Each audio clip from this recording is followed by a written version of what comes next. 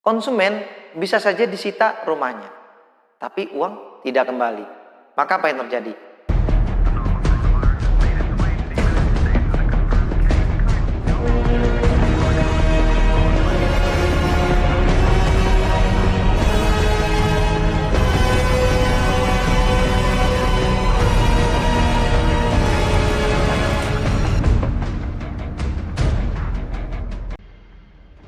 Konsumen bisa saja disita rumahnya, tapi uang tidak kembali. Maka apa yang terjadi? Sudah bayar, disita pula rumah atau properti. Atau kita flashback, ternyata si konsumen memiliki rezeki yang lebih. Dia ingin melunasinya. Yang tadi ya tenor 15, dia ingin mempercepat menjadi 5 tahun mungkin. Karena dia mungkin dapat hadiah dari perusahaannya. Ternyata ada penalti. Selain konsumen melunasi pokoknya, konsumen pun harus membayar biaya penalti, membayar sejumlah uang.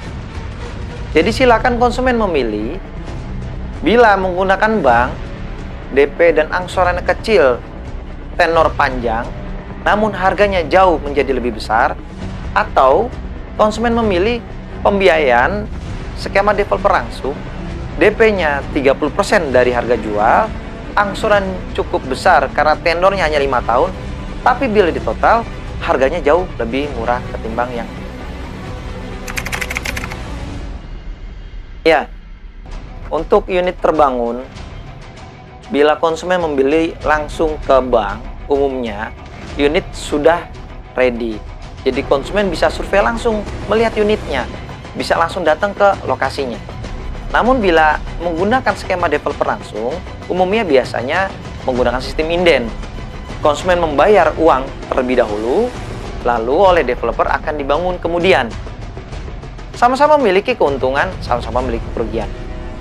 Contoh, ketika ternyata konsumen memilih skema pembayaran dengan bank, konsumen sudah bisa lihat rumahnya, bisa lihat masuk ke contoh unitnya, tapi konsumen tidak bisa merubah apapun yang ada di dalamnya.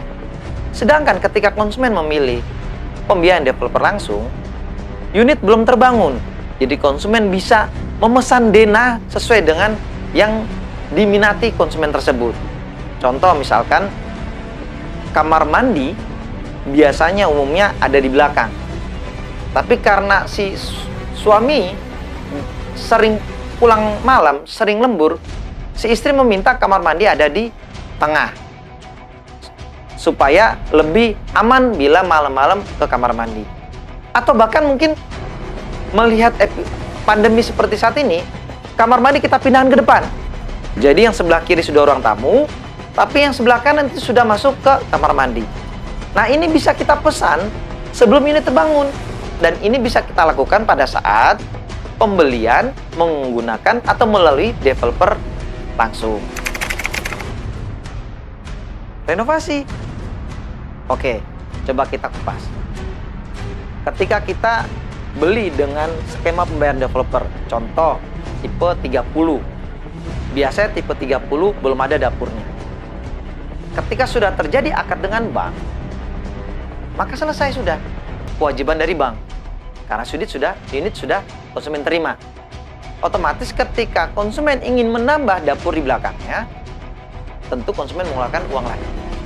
Atau contoh, ternyata si konsumen tidak nyaman dengan kamar mandi di belakang, ingin dipindah ke depan, ke tengah misalkan. Nah, tentunya konsumen akan mengeluarkan uang lagi. Dan ini kan sangat disayangkan. Harusnya uang tersebut bisa dipakai untuk kebutuhan yang lain, tapi habis hanya untuk renovasi.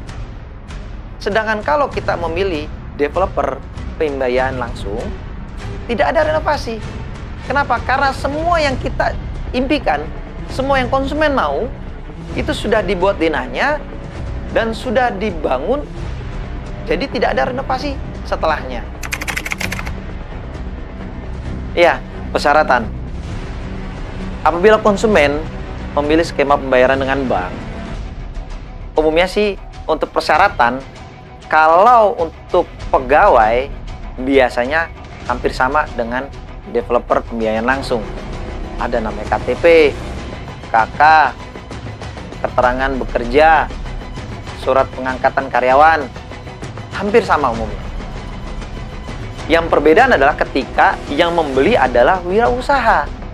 Ini yang agak sedikit lebih rumit bila pembiayaan menggunakan bank. Umumnya bank akan meminta pertama surat keterangan usaha dari pemerintah setempat. Kedua, bank akan meminta laporan laba rugi bahkan sampai neraca untuk usaha tersebut. Ketiga, bank pun akan meminta semua dokumen pelengkapnya seperti bon-bon yang mendukung laporan tersebut.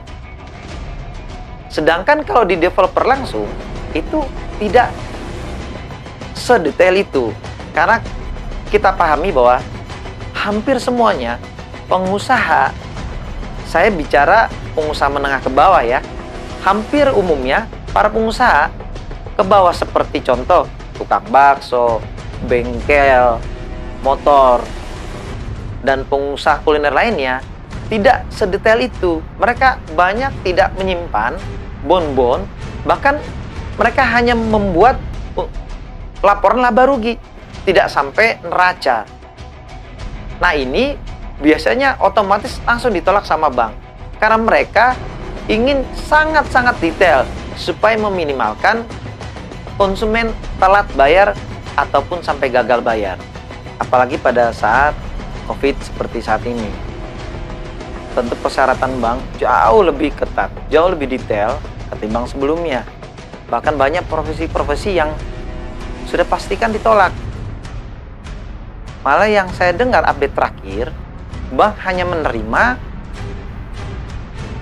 beberapa golongan saja yang bisa mengambil unit melalui pembiayaan bank.